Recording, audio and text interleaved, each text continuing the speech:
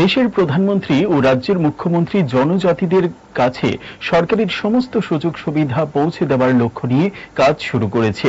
আর একে সামনে রেখে উদয়পুর মহকুমার কিল্লা সমষ্টি উন্নয়ন আধিকারিকের উদ্যোগে শনিবার কিল্লা গুণপদ জমাতিয়া মেমোরিয়াল হলে অনুষ্ঠিত হল ধরতি আবা জনভাগিদারি অভিযান কর্মসূচি। একটি চারা গাছে জল দিয়ে এর সূচনা করলেন রাজ্যের অর্থমন্ত্রী প্রণজিৎ সিংহ রায়। এছাড়াও ছিলেন এলাকার বিধায়ক রামপদ জমাতিয়া, গোমতী জেলার জেলাশাসক তরিৎ কান্তি চাকমা, কিল্লা সমষ্টি উন্নয়ন আধিকারিক রাজীব কুমার দেববর্মা সহ বিভিন্ন দপ্তরের আধিকারিকরা।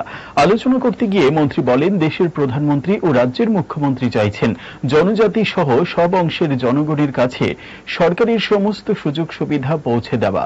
তাই এই কর্মসূচির নাম দেওয়া হয়েছে ধরতি আভা জনভাগিদারি অভিযান। সরকার চাইছে কিল্লা সমষ্টি উন্নয়ন আধিকারিকের উদ্যোগে সমাজের প্রত্যেক অংশের জনগণের জন্য বিভিন্ন বেনিফিশিয়ারিকে নানা ধরনের কৃষি যন্ত্রপাতি, মৎস্য প্রতিবন্ধীদের জন্য তাদের বিভিন্ন জিনিসপত্র, বিভিন্ন গাছ, খেলার সামগ্রী, আধার কার্ড, জন্মের শংসাপত্র সহ নানা ধরনের সামগ্রী বিতরণ করা হয়। জনজাতি জনগণের সার্বিক উন্নয়নের জন্য একনিষ্ঠভাবে কাজ করে চলছে রাজ্য সরকার। এই কর্মসূচিতে জনজাতিদের উপস্থিতি ছিল চোখে পড়ার মতো।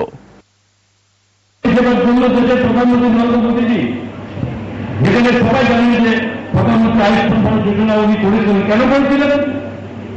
স্বাভাবিক চিকিৎসা পরিষেবা আমরা প্রত্যেকে পাই রাজ্যের মধ্যে, কিন্তু বিশেষ কোনো কারণে যখন এই রাজ্যে বহিরাজ্যে বা বড় চিকিৎসা, বড় রকম রোগের কারণে আমাদের চিকিৎসা করতে হয়, মানুষকে বাঁচাতে হয়, পরিবারের বাচ্চাকে, মাকে, বাবাকে, দিদিকে, বোনকে বাঁচাতে হয়, তখন অনেকের অর্থনৈতিক ক্ষমতা আমাদের থাকে না। তখন সেই চিন্তা করে যে প্রধানমন্ত্রী আয়ুষ্মান যোজনাটা করেছেন কেন পরিবার থেকে, যাতে এই পরিবারের বাৎসরিক 5 লক্ষ টাকা পর্যন্ত আপনাদের কোনো পয়সা লাগবে না চিকিৎসা পরিষেবা নিতে।